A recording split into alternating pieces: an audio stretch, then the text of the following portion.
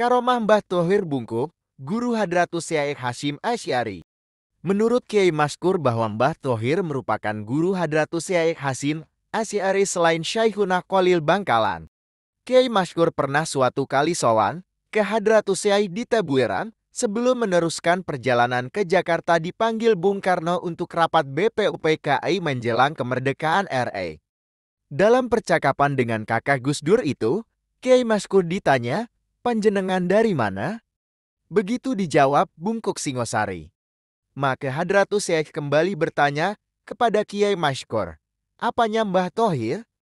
Setelah Kiai Maskur menjelaskan hubungannya sebagai keluarga Kiai Thohir, maka Hadratus Syaikh mengatakan ke Kiai Maskur, "Mbah Thohir meniko guru kulo, Mbah Thohir guru saya." Pernyataan ini diulang ketika Kiai Maskur sowan ladi ke Tebuireng menjelang wafatnya Hadratus Syaikh pasca kemerdekaan RI. Mbah Thohir Bungkuk merupakan menantu Mbah Camimudin, seorang prajurit pangeran Diponegoro yang lari ke Jawa Timur pasca Perang Jawa yang kemudian membabat alas di daerah Bungkuk, Singosari. Sedangkan Mbah Thohir Bungkuk sendiri berasal dari Bangil, Pasuruan, dan masih memiliki Trasunan Ampel. Awal penyebutan istilah Bungkuk terjadi ketika Mbah Camimudin mengajarkan Islam di sini. Cara bersembahyang yang membungkuk menyebar ke masyarakat sekitar. Cara bersembahyang yang demikian itu tentu saja aneh bagi masyarakat sekitar yang kala itu banyak menganut agama Hindu. Akhirnya pesantren ini terkenal dengan sebutan Pondok Bungkuk hingga saat ini, bahkan nama jalan menuju ke pesantren pun dinamai Jalan Bungkuk. Sepeninggal Mbah Camimudin, Mbah Thohir berubah peran menjadi pengasuh atau pemimpin pesantren yang karismatik dan disegani banyak pihak, termasuk Belanda. Perkembangan pesantren semakin pesat dan terkenal sampai ke berbagai wilayah di Indonesia. Mbah Thohir terkenal cukup selektif dalam menerima calon santri yang akan belajar di pondok pesantren Bungkuk. Mbah Thohir memilih sendiri santrinya. Beliau meminta calon santrinya agar istiarah. Sama seperti yang dilakukan juga oleh beliau. Hasil istiarah inilah yang akan menentukan diterima atau tidak untuk belajar di Bungkuk. Tentu saja ini menjadi daya tarik khusus bagi para calon santrinya. Karomah-karomah Mbah Thohir Bungkuk. Pertama, dikisahkan oleh K.H. Munsif, cucu Mbah Thohir. Konon saat Mbah Camimudin mencarikan jodoh untuk putri bungsunya yang sudah balik, beliau meminta salah satu menantunya, Abdullah, tirakat selama 40 hari agar mendapat petunjuk dari Allah, juga ritual khusus di sebelah kanan bagian tiang masjid, sisi timur laut. Tirakat berupa puasa 40 hari ini berhasil. Harimau yang tampak pada istiarah Abdullah ternyata bukan sekadar bunga tidur. Abdullah menyampaikan kepada Mbah Camimudin bahwa dirinya melihat seekor harimau yang berjalan dari arah utara. Lalu Mbah Camimudin memerintahkan Abdullah untuk mencarinya sampai ketemu. Abdullah bergegas ke utara, naik kereta api.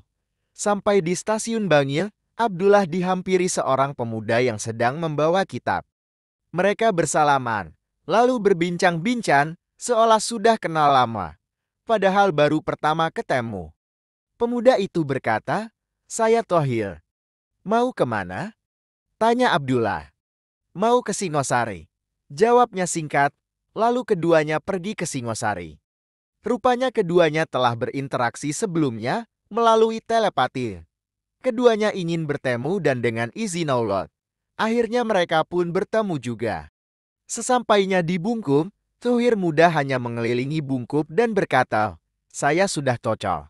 Lalu dia langsung kembali ke Pasuruan tanpa menemui Mbah Camimudin sama sekali. Agak unik. Tidak lama, Thohir muda kembali lagi ke Singosari menemui Abdullah.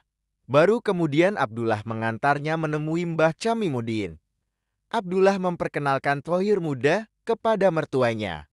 Singkat cerita, akhirnya Thohir muda menikah dengan putri Mbah Camimudin yang bernama Siti Hindun Murtosiam. Dari pernikahan ini beliau dikaruniai anak, yaitu Fatmah, Nawawi, Ummu Kulsum, Halimah, Zainab, dan Najrawi. Kedun, sejak Masjid At-Thohiriyah di Bungkuk berdiri, ada 4 pilar tiang penyangga yang terbuat dari kayu jati masih utuh hingga sekarang. Tapi kondisi masjid sekarang sudah sangat bagus, tidak seperti awalnya. Ini karena mengalami 3 kali pemugaran. Nah, dari masjid inilah, menurut cerita dari mulut ke mulut, Mbah Thohir bisa melihat kabar. Barangkali saja dulu ini terjadi untuk menepis keraguan warga tentang arah kiblat, apakah sudah benar-benar menghadap ke Ka'bah. Inilah kisah yang jamak diketahui para santri dan warga masyarakat sekitar hingga sekarang. Kisah yang mirip dengan kisah Mbah Bolon yang ada di Kompleks Makam Sunan Ampel, Surabaya. Ketiga, suatu ketika, hama wereng menyerang tanaman padi warga sekitar. Mbah Thohir pun tergerak untuk turun membantu. Tapi yang dilakukan beliau tak seperti umumnya warga. Beliau berjalan mengelilingi sawah sambil mengajak padi-padi yang terserang hama itu untuk bertasbih kepada Allah dengan izin Allah. Gagal panen pun terhindarkan. Keempat, kisah karomah Mbah Thohir yang juga di luar nalar manusia. Kisah ini diutarakan oleh salah satu alumni Pondok Bungkuk bahwa dirinya pernah memperoleh cerita tentang karomah Mbah Thohir. Suatu ketika ada santri utusan dari Syekhuna Khalil Bangkalan yang berkunjung ke Bungkuk. Santri itu membawa pesan penting. Mbah Thohir memberinya sepotong ruas bambu, tapi syaratnya tidak boleh dibuka di perjalanan. Santri utusan dari Bangkalan Madura itu bergegas pulang. Di perjalanan, dirinya penasaran. Singkat cerita, santri ini agak membeling, dia membuka bumbung dari bambu itu. Betapa kagetnya, seketika dari dalam bumbung itu keluar sapi. Dirinya pun menceritakan hal tersebut ke banyak orang dan akhirnya cerita tersebut menyebar sampai sekarang.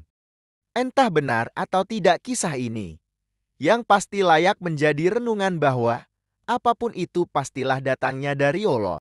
Dan masih banyak lagi karomah-karomah Mbah Thohir Bungkuk yang lain, termasuk yang masyhur tentang suasana antusias masyarakat saat menyaksikan Mbah Thohir berangkat haji. Masyarakat sekitar Singosari, bahkan hingga sepanjang perjalanan beliau sampai Surabaya, berjejal memenuhi jalan. Mereka ingin sekali menyaksikan langsung keberangkatan Mbah Thohir pergi haji. Pergi haji, kala itu membutuhkan waktu berbulan-bulan. Jadi keberangkatan itu mengundang antusias warga dan membuat Belanda kalang kabut tak bisa mengatur warga yang berjubel. Terlepas dari semua itu, siapa yang menggerakkan hati semua orang untuk hadir? Tentu saja Allah. Wallahu alam bishawab. Terima kasih.